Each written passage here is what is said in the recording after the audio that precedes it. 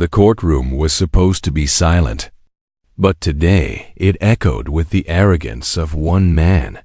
David slammed his hand on the table, pointing at his trembling wife across the room. She didn't even bring a lawyer. "This will be over in 10 minutes," he bragged, smirking at the judge, the spectators, even the cameras. Everyone believed him. After all, Emily stood alone, no attorney, no family, no support. Just a quiet, exhausted woman who had endured far more than anyone in that room knew.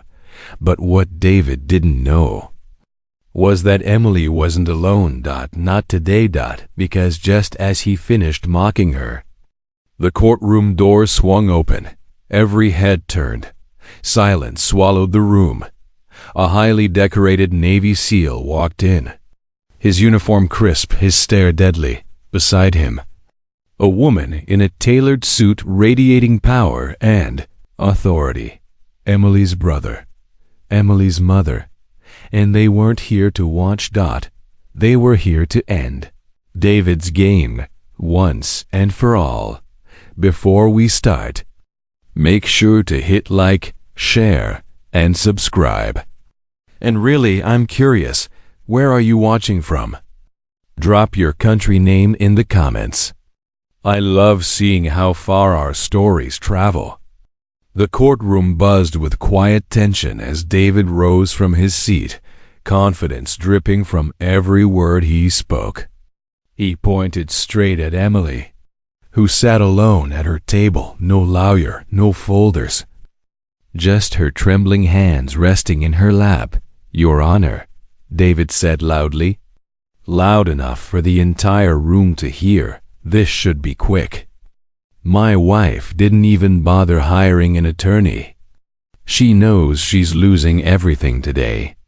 A few spectators exchanged uncomfortable glances. Others smirked, convinced the outcome was obvious.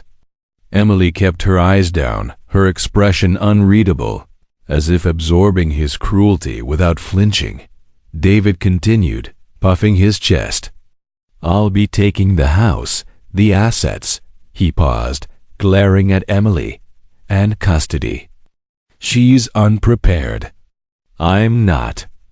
The judge tapped her pen, clearly irritated by his arrogance.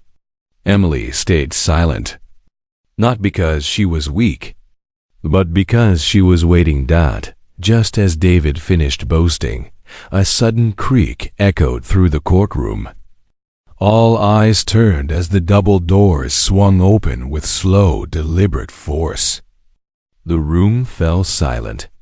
A tall man in a Navy SEAL uniform stepped inside, his posture rigid, his expression carved from stone. His presence alone shifted the air, calm, controlled, dangerous. Beside him walked a woman in a tailored charcoal suit, her heels tapping sharply against the marble floor. She carried an air of authority that made even the judge sit straighter. Gasps rippled across the courtroom. Emily finally looked up. The faintest smile touched her lips. David's smirk vanished. Who are they?" He stammered. The uniformed man didn't blink. "I'm Jake," he said, voice steady. "Emily's brother." The woman placed a hand on Emily's shoulder. "And I," she added coolly, "am her mother." The entire courtroom shifted in an instant. Jake stepped forward, placing a thick folder on the table with deliberate precision. "Your Honor," he said calmly, "before this hearing continues, you'll want to see this." His voice carried the steady weight of someone used to giving orders in life-or-death situations. David rolled his eyes. "What could you possibly know about this marriage?" Jake didn't even look at him.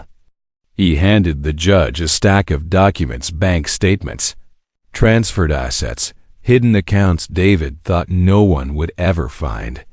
The judge's eyebrows rose. Murmurs filled the room.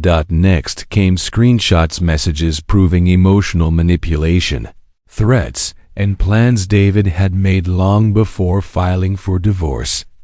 David lurched to his feet. "This is illegal.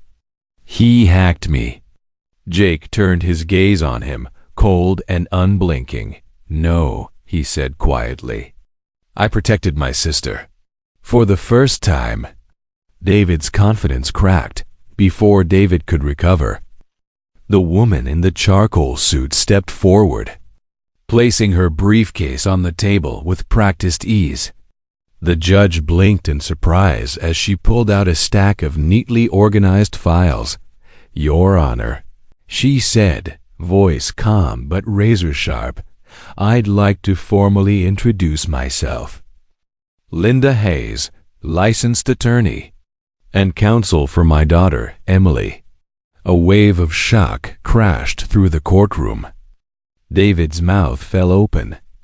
"Why, you're her lawyer." "Since when?" Linda didn't even glance at him. "Since the moment you started lying under oath." She handed the judge a series of documents, legal filings David had never seen, motions he didn't know existed, and evidence proving he had misrepresented finances, violated agreements, and attempted to manipulate the court. The judge's expression hardened. David sank slowly into his chair. Emily stayed silent, but now she wasn't alone. The courtroom felt heavier now, every whisper silenced, every eye locked on the judge.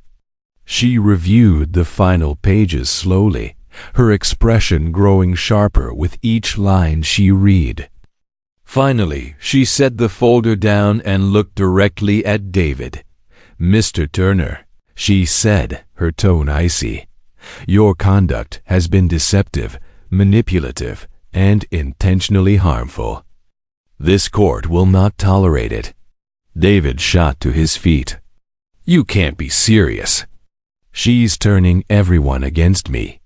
"Sit down," the judge snapped. He sank back instantly. "In light of the evidence," the judge continued, "full custody is awarded to Emily. Financial restitution will also be required." Gasps erupted across the room. Emily covered her mouth, tears filling her eyes. David tried to protest, but Jake rose, just slightly calm, controlled. David froze, words dying in his throat. The courtroom had chosen its side.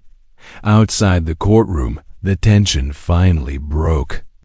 Emily stepped into the hallway and let out a trembling breath she'd been holding for months. Tears gathered in her eyes, not from fear, but relief. Her mother wrapped her in a firm, warm embrace. "You fought longer than you ever should have," Linda whispered.